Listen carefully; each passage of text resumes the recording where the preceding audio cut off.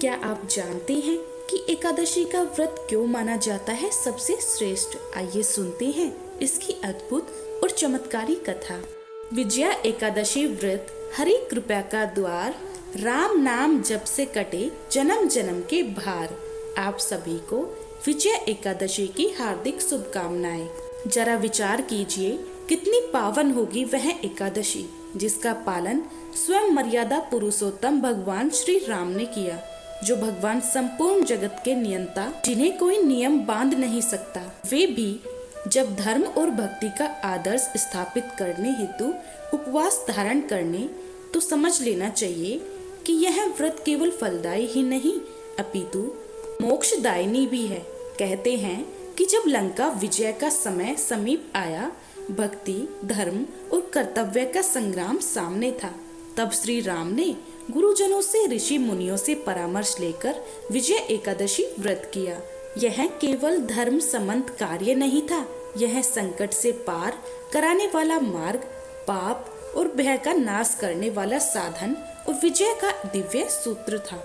उस पवित्र एकादशी के दिन श्री राम ने न केवल स्वयं उपवास रखा, बल्कि अपनी संपूर्ण सेना, वानर, भक्तों और प्रजननों को भी इसी व्रत का पालन करने को कहा, क्योंकि भगवान का अभिप्राय केवल अपनी विजय नहीं अपितु संपूर्ण प्रजा का कल्याण था और जगत को यह संदेश देना था कि सत्य और धर्म पर चलने वाला जब उपवास, संयम और भक्ति का सहारा लेता है, तो उसके हेतु कोई भी असंभव कार्य नहीं रहता। विजय एकादशी के पुण्य प्रभाव से वानर सेना का भय मिटा, उनके मन में धैर्य बढ़ा और श्री राम के तेज में दिव्यता के साथ अदम्य पराक्रम भी जाग उठा। उस व्रत का फल यह हुआ कि अधर्म पर धर्म की विजय, अहंकार पर विनय की विजय और रावण जैसे दुरात्मा पर श्री राम की विजय पताका फहराई। इसीलिए इसे विजय एकादशी कहा गया है, क्योंकि यह पराजित नहीं होने देती। जो भी इसे श्रद्धा से करता है, उसे सांसारिक और आध्यात्मिक दोनों ही क्षेत्र में विजय प्रदान होती है। और आज हम सब इसी कथा को श्रद्धा पूर्वक सुनने जा रहे हैं। संभव है कि इस शुभ श्रवण से भगवान श्री राम और श्री विष्णु भगवान का आशीष हम सभी पर अवश्य बरसे। एकादशी का फल केवल उपवास या निराहार रहकर ही नहीं मिलता। यह फल तो तब भी मिलता है जब भाव से, भक्ति से, संयम से और संकल्प से हम कथा का श्रवण करें। सभी व्रतों में एकादशी का व्रत सबसे प्राचीन माना जाता है। पद्म पुराण के अनुसार स्वयं श्री ब्रह्मा जी ने देवर्षि नारद जी को उपदेश देते हुए कहा था कि एकादशी महान पुण्य देने वाली होती है। कहा जाता है कि जो मनुष्य विजय एकादशी का व्रत रखता है, उसके पितर और पूर्वज कुयोनि को त्याग कर स्वर्ग लोक को जाते हैं। पति को हर कार्य में सफलता भी प्राप्त होती है और उसे पूर्व जन्म से लेकर जन्म में भी सभी पापों से मुक्ति भी मिलती है। त्रेता युग में मर्यादा पुरुषोत्तम श्री रामचंद्र जी को जब 14 वर्षों का वनवास हो गया था, तब से भाई लक्ष्मण और पत्नी सीता की सहित पंचवटी में निवास करने लगे। वहां पर लंकापति रावण ने जब माता सीता का हरण किया, तब इस समाचार से भगवान श्री राम और भाई लक्ष्मण अत्यंत व्याकुल हुए और माता सीता की खोज में इधर उधर भटकने लगे। बहुत दुखी होकर घूमते घूमते जब वह अपनी आखिरी सांसें ले रहे जटायु के पास पहुँचे, तो जटायु ने माता सीता के बारे में पूरी कहानी बताकर अपने प्राण त्याग दिए। फिर कुछ आगे जाकर उनके सुग्रीव से भेंट हुई और उन्होंने बाली का वध किया। फिर हनुमान ने लंका में जाकर माता सीता का पता लगाया और उनसे श्री रामचंद्र जी और सुग्रीव की दोस्ती के बारे में सारी बातें बताई। फिर लंका से आकर वीर हनुमान ने भगवान राम से सारी बात बताई। तब भगवान श्री राम ने अपनी वानर सेना के साथ लंका पर चढ़ाई करने का निश्चय किया और लंका की ओर प्रस्थान किया। लेकिन जब श्री राम जी समुद्र के किनारे पहुंचे, तब उन्होंने उस विशाल समुद्र से गौर से देखा, जिसमें भयानक जलीय जीव जंतु थे, और वह सोचने लगे कि इस विशाल समुद्र के किस प्रकार से पार करके अपने सीता के पास जल्द से जल्द पहुंच सकूं। विशाल समुद्र को देखकर भगवान ने लक्ष्मण जी से कहा कि हम इस समुद्र को किस प्रकार पार करेंगे। तब लक्ष्मण जी ने कहा, हे प्रभु, आप तो सब कुछ जानने वाले हो, आप आदि पुरुष हो, कृपया यहाँ से कुछ ही दूर पर कुमारी द्वीप है, जहाँ पर दालाभ्य नाम के मुनि रहते हैं। उन्होंने अनेक ब्रह्मा देखे हैं। आप उनसे पास जाकर इसका उपाय पूछिए, वह अवश्य बताएंगे। भाई लक्ष्मण के इस प्रकार से वचन सुनकर श्री रामचंद्र भगदालभ्य ऋषि के पास गए और उनको प्रणाम करके उनके पास बैठ गए। भगदालभ्य ऋषि ने उन्हें पहचान लिया और पूछा, हे राम, आपका आना कैसे हुआ? श्री राम जी कहने लगे, हे ऋषि, मैं अपनी सेना सहित यहाँ आया हूँ और राक्षसों को जीतने के लिए लंका जा रहा हूँ, लेकिन समुद्र को पार करने का कोई उपाय बताइए, क्योंकि इस विशालकाय समुद्र को आसानी से पार कर लेना मेरी समझ से परे है। इसी खास उद्देश्य से मैं आपके पास आया हूँ। तब वग्दालाभी मुनि बोले, हे राम, आपको अपनी परेशानी से छुटकारा मिल जाएगा। इसके लिए आपको फागुन मास के कृष्ण पक्ष की विजया एकादशी का उत्तम व्रत करना होगा। इस व्रत के प्रभाव से विजय प्राप्त होती है। हे राम, यदि आप भी इस व्रत को सेनापतियों सहित करेंगे तो आपकी विजय अवश्य होगी। तब राम जी ने ऋषि के कहे अनुसार इस व्रत को किया और इसके प्रभाव से लंका पर विजय प्राप्त की। भगवान श्री कृष्ण कहते हैं, हे राजन, जो कोई मनुष्य विधि पूर्वक इस व्रत को करेगा तो तीनों लोकों में इसकी अवश्य विजय होगी। भगवान राम ने बतालव ऋषि के द्वारा बताए गए व्रत की विधि को पूछकर ऋषि को प्रणाम किया।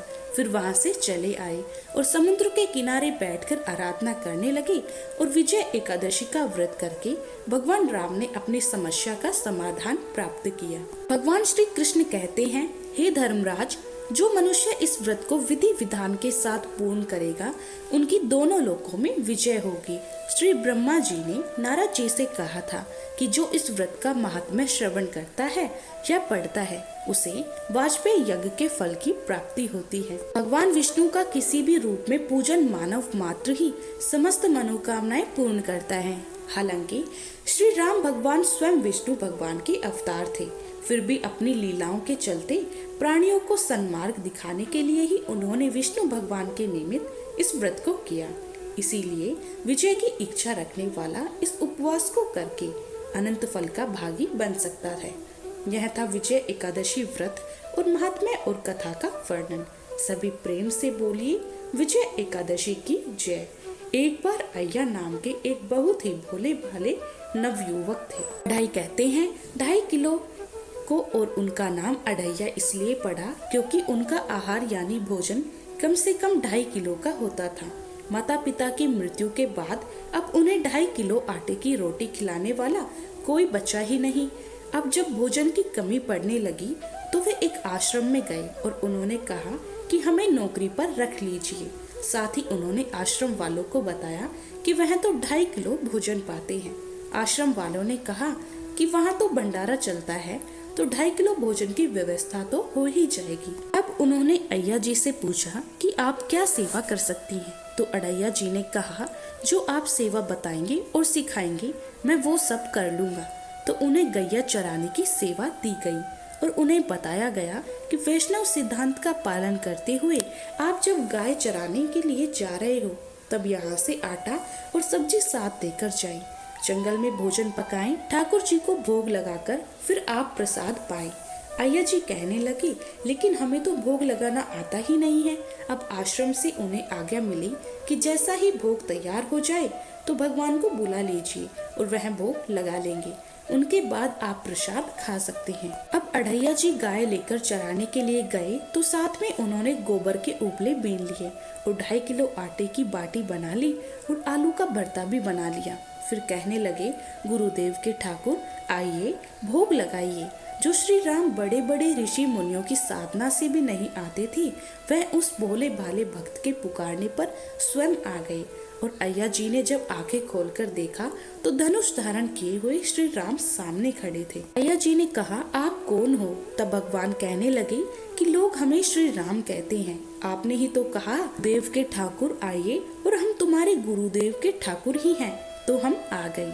तब श्री राम ने कहा कि आलू के भरते की तो बड़ी अच्छी खुशबू आ रही है, हम भी तुम्हारे साथ खाएंगे। अढ़ैया जी ने कहा, हमें तो लगा बस आपको भोग लगाना होता है, आप सच में खाते हैं क्या? तो श्री राम जी कहने लगे, हम सबका नहीं खाते, लेकिन आप जैसे भक्त जब पुकारते हैं तो हम उनका जरूर पाते हैं। अब अड़ैया जी तो बिल्कुल भोले भाले थे, कुछ भी नहीं जानते थे। इससे पहले ठाकुर जी की सेवा उन्होंने कभी की ही नहीं थी, ना ही कभी भोग लगाया था। अब भगवान जो बड़े बड़े मुनियों के ध्यान में भी नहीं आते थे, वह उस भोले भाले भक्त के सिर्फ एक बार बुलाने पर आ गए। राम जी कहने लगे कि आप आंखें बंद करिए तो हम आपको भोग पाएंगे। अय्या जी ने सोचा कि प्रभु बस 1 या 2 बाटी खाएंगे, चलो कोई बात नहीं, आज 2.5 किलो ना सही, थोड़ा कम ही सही, आज ऐसे ही गुजारा कर लेंगे। लेकिन प्रभु श्री राम ने तो सारी बाटी और सारा भरता खा लिया। अड़ैया जी ने आंखें खोली तो देखा ना तो भरता था ना ही बाटी, सभी गायब थे। तो कहने लगे, प्रभु क्या आज आप हमें भूखा रखेंगे? तो भगवान श्री राम कहने लगे, जानते हो आपके गुरुदेव ने भोग लगाने के लिए क्यों कहा? क्योंकि आज एकादशी है, इसीलिए उन्होंने आपको आटा दे दिया और कहा था कि आप खुद पका के भोग लगा लेना। अब वह आपको रोज आटा और सब्जी दे देंगे और आप पकाने के बाद हमें बुला लेना। तो अय्या जी ने पूछा, आप रोज आएंगे? तो श्री राम जी ने बोला कि आप रोज बुलाएंगे तो हम रोज आ जाएंगे। अब अय्या जी आश्रम पर जाकर अपने गुरुजी से बोले कि गुरुजी, आप तो आपके ठाकुर जी आए थे और हमारी सारी बाटी खा गए। कल से हम 5 किलो आटा लेकर जाएंगे, 2.5 किलो अपने ठाकुर जी के लिए और 2.5 किलो हमारे खुद के लिए। सुनकर गुरुदेव जी को हंसी आ गई। सोचने लगे कि 2.5 किलो आटा भी इनके लिए कम पड़ने लगा। तो उन्होंने भंडारी से कहा कि पूछने की जरूरत नहीं है, यह जो भी मांगे इन्हें दे दीजिएगा। अगले दिन अय्या जी फिर से गाय लेकर जंगल पहुँचे। गायों को चराने के लिए छोड़ने के बाद उन्होंने चूल्हा तैयार किया, बाटी और भरता बनाया, पत्तल में भोजन परोस के उन्होंने आंखें बंद की और बोले, गुरुदेव के ठाकुर जी पधारिए। आंखें खोलकर देखा तो आज तो श्री राम जी के साथ सीता भी आई थी। अड़ैया जी ने पूछा, ये कौन है? तो श्री राम कहने लगे, यह तो हमारी अर्धांगिनी है। तो कल क्यों नहीं बताया था आपने कि आपकी अर्धांगिनी भी है? क्या यह भी भोजन करेगी हमारे साथ? अय्या जी ने पूछा। तो प्रभु श्री राम कहने लगे, यह भी हमारे जितना ही पाती है। अब अय्या जी कहने लगे, भोग लगाइए गुरुदेव के ठाकुर। उन्होंने ऐसा कहते ही माता सीता और प्रभु राम जी सारी बाटी खा गई। अब अड़ैया जी आश्रम में गए और गुरुदेव से कहने लगे कि गुरुदेव, कल से 7 किलो आटा लगेगा। आज तो आपके ठाकुर जी अपनी पत्नी को भी साथ लेकर आए थे। आश्रम में किसी को उनकी बातों पर विश्वास नहीं हो रहा था। उन्हें लगा कि शायद अड़ैया जी गायों को भी बाटी खिला देते हैं। अब आज्ञा हुई कि उन्हें 7.5 किलो आटा दे दिया जाए। अगले दिन उन्हें बाटी बनाते बनाते दोपहर के 3 बज गए। पत्तल में परोसकर उन्होंने बोला, गुरुदेव के ठाकुर पधारो। अब श्री राम तो अपने साथ लखन जी और माता सीता जी दोनों लेकर आए। जी ने फिर से पूछा, आज ये कौन आ गए आपके साथ? श्री राम जी ने बोला, इन्हें नहीं जानते, ये तो हमारे छोटे भाई हैं। तो अय्या जी बोले, अगर आप पहले बता देते तो हम आपकी व्यवस्था करके आते। अब जितना भोजन मैंने बनाया है उतना तो हम सबके लिए कम पड़ जाएगा।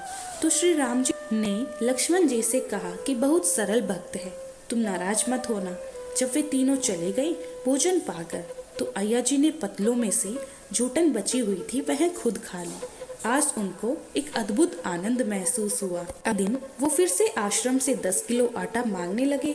उन्होंने बताया कि गुरुदेव, आज तो ठाकुर जी के साथ एक गोरे गोरे भाई भी आए थे। अब गुरुदेव जी सोचने लगे कि भला इस भोले भाले भक्त को श्री राम, सीता जी और लखन जी का अनुभव कैसे हो सकता है।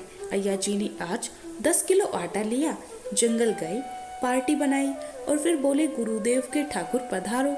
आज तो उन्होंने देखा कि आज तो उनके साथ विशाल गदा लिए हुए हनुमान जी भी आए हैं। अब उन्होंने राम जी से पूछा, आज यह कौन है? तो श्री राम जी कहने लगे, यह तो हमारे प्रिय सेवक है हनुमान जी। तो अय्या जी कहने लगे, प्रभु अगर एक बार में ही बता देते कि आपको कुल में कितने लोग हैं तो हम उतने ही भोजन का इंतजाम करके आते। आप एक बार बता दीजिए कि कुल कितने लोग हैं तो हम अपने गुरुजी से जाकर कह देंगे। यह सब बातें अड़ैया जी श्री राम जी से कह रहे थे। तब श्री राम जी ने हनुमान जी से कहा, गुस्सा मत हो, यह बहुत ही निराला भक्त है हमारा। अब कोई बात नहीं, जितना भोजन था वह सभी को पवाना था। तो अय्या जी ने सबसे कहा कि प्रसाद पाइए, प्रभु सबने प्रसाद पाया और जो बच गया था वह सब हनुमान जी ने खत्म कर दिया। आज फिर वापस जाकर अय्या जी ने देव से कहा, गुरुदेव कल तो आप मुझे 5 किलो आटा और दे दीजिएगा। आज तो आपके प्रभु के साथ एक विशाल सेवक भी आए थे। अय्या जी की बातें सुनकर गुरुदेव को आज बहुत रोमांच हुआ। उन्होंने सोचा कि क्या प्रभु सच करुणा करके इस भगत को दर्शन दे रहे हैं। उन्होंने सोचा कि अगली बार यह वापस आए तो मैं इनकी परीक्षा लूंगा। यह एक बार 15 किलो आटा लेकर गए, बाटी बनाई और फिर बोले, गुरुदेव के ठाकुर पधारो। अब राम जी पधारे, साथ में आज 2 और लोग भी थे। तो उन्होंने श्री राम जी से पूछा, प्रभु अब यह कौन है? तो राम जी कहने लगे, यह तो हमारे 2 भाई और हैं, भरत और शत्रुघ्न। फिर से आज सबने प्रसाद पाया। अब अय्या जी वापस आश्रम में आ गए तो गुरुदेव से कहा, गुरुदेव कल से तो 20 किलो वाली आटे की बोरी ही दे दीजिएगा। अब आपके ठाकुर के साथ इतने और ठाकुर आते हैं कि वह तो सब कम पड़ जाता है, और आपने तो इतने ठाकुर हैं, फिर तो हम उनके लिए अब दिन भर भोग ही बनाएंगे। अब अगले दिन वह बहुत सारी व्यवस्था करके गए। आटे की बोरी भी लेकर गए, जंगल में ले जाकर गायों को चरने के लिए छोड़ दिया और एक पेड़ के नीचे सारी सामग्री रख दी। लेकिन आज उन्होंने कुछ भी नहीं पकाया और आवाज लगाई, गुरुदेव के ठाकुर पधारिए। अब प्रभु राम जी आ गए। आए तो कहने लगे, आज तो कुछ खुशबू ही नहीं आ रही है, क्यों कुछ बनाया नहीं क्या? तो अय्या जी बोले, प्रभु आपके साथ तो आपकी पत्नी है, सेवक है। इतने दिन से आप हमारे हाथ का प्रसाद खा रहे थे, आज हम आपके हाथ का पाना चाहते हैं। अब तो प्रभु जी ने सीता जी की तरफ देखा कि यह तो बहुत अलबेला भक्त है। सीता जी अनंत सामर्थ्यशाली हैं और सभी शक्तियों की स्वामिनी हैं। अय्या जी ने प्रभु से कहा, प्रभु हमने ना लकड़ी और न ही उपला इकट्ठा किया, आपके यहाँ जो सेवक हैं इनसे कहिए यह भी तो कुछ करे।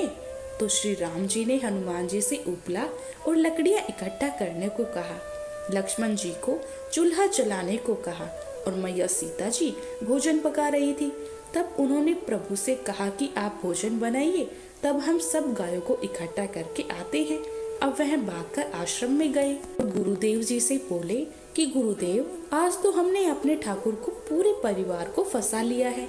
आज तो सारे ठाकुर मिलकर रोटी और बाटी बना रहे हैं।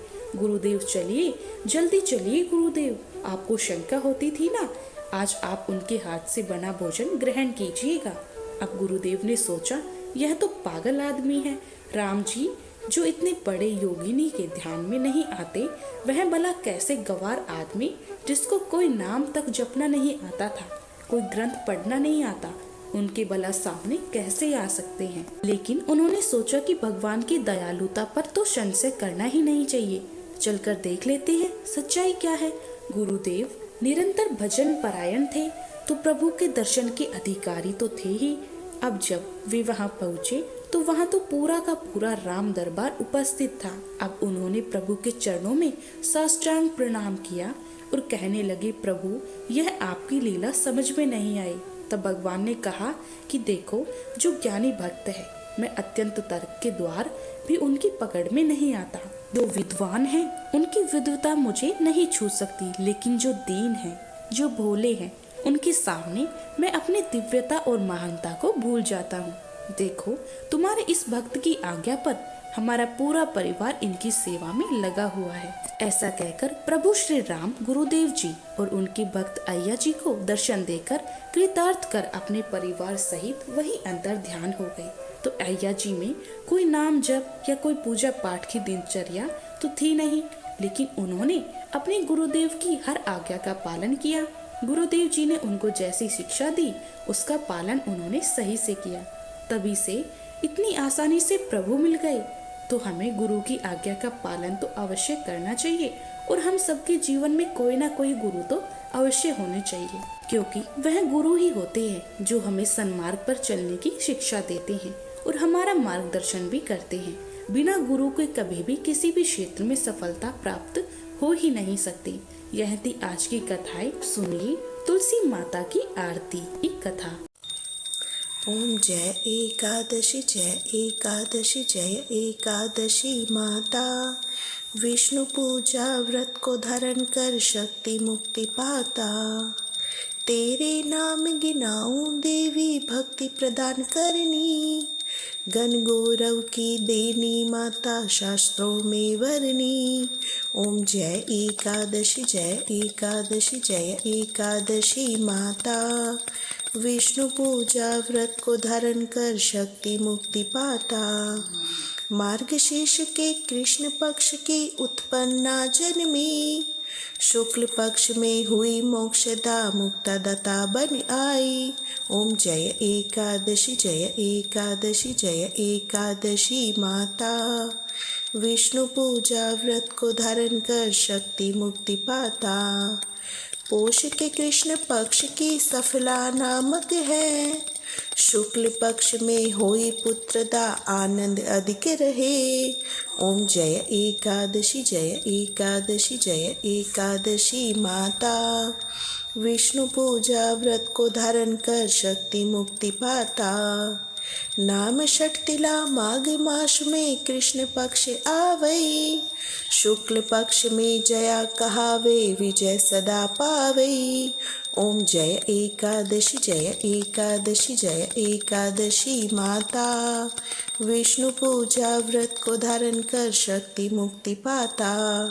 विजया फाल्गुन कृष्ण पक्ष में शुक्ला आमल की, पाप मोचनी कृष्ण पक्ष में चैत्र महाबल की। ओम जय एकादशी जय एकादशी जय एकादशी माता। विष्णु पूजा व्रत को धारण कर शक्ति मुक्ति पाता। चैत्र शुक्ल में काम नाम कामदा धन देने वाली, नाम बरुथनी कृष्ण पक्ष में वैशाख माँ वाली। ओम जय एकादशी जय एकादशी जय एकादशी माता। विष्णु पूजा व्रत को धारण कर शक्ति मुक्ति पाता। शुक्ल पक्ष में होए मोहनी अपरा ज्येष्ठ कृष्ण पक्षी, नाम निर्जला सब सुख करनी शुक्ल पक्ष रखी। ओम जय एकादशी जय एकादशी जय एकादशी माता। विष्णु पूजा व्रत को धारण कर शक्ति मुक्ति पाता। योगिनी नाम आषाढ़ में जानो कृष्ण पक्ष करनी, देव शयनी नाम कहायो शुक्ल पक्ष धरनी। ओम जय एकादशी जय एकादशी जय एकादशी माता। विष्णु पूजा व्रत को धारण कर शक्ति मुक्ति पाता। कामिका श्रावण मास में आवे कृष्ण पक्ष कहिए, श्रावण शुक्ला होए पवित्रा आनंद से रहिए। ओम जय एकादशी जय एकादशी जय एकादशी माता। विष्णु पूजा व्रत को धारण कर शक्ति मुक्ति पाता। अजा भाद्रपद कृष्ण पक्ष की परिवर्तनी शुक्ला, इंद्रा आश्विन कृष्ण पक्ष में व्रत से भवसागर निकला। ओम जय एकादशी जय एकादशी जय एकादशी माता। विष्णु पूजा व्रत को धारण कर शक्ति मुक्ति पाता। पाप कुंशा है शुक्ल पक्ष में आप हरनहारी, रमा मास कार्तिक में आवे सुखदायक भारी। ओम जय एकादशी जय एकादशी जय एकादशी माता। विष्णु पूजा व्रत को धारण कर शक्ति मुक्ति पाता। देवोत्थानी शुक्ल पक्ष की दुष्नाशक मैया, पावन मास में करो विनती पार करो नैया। ओम जय एकादशी जय एकादशी जय एकादशी माता। विष्णु पूजा व्रत को धारण कर शक्ति मुक्ति पाता। परमा कृष्ण पक्ष में होती जन मंगल करनी, शुक्ल मास में होई पद्मनी दुख दारिद्र हरनी।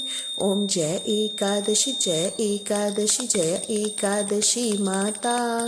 विष्णु पूजा व्रत को धारण कर शक्ति मुक्ति पाता। जो कोई आरती एकादशी की भक्ति सहित गावे, जन गुरुदिता स्वर्ग का वासा निश्चय वह पावे। ओम जय एकादशी जय एकादशी जय एकादशी माता। विष्णु पूजा व्रत को धारण कर शक्ति मुक्ति पाता। विष्णु पूजा व्रत को धारण कर शक्ति मुक्ति पाता। कमेंट में जय श्री हरि जरूर लिखें और वीडियो को लाइक व शेयर करें। ऐसे ही भक्ति भरे वीडियो के लिए हमारे साथ जुड़े रहें। जय श्री राम, राधे राधे।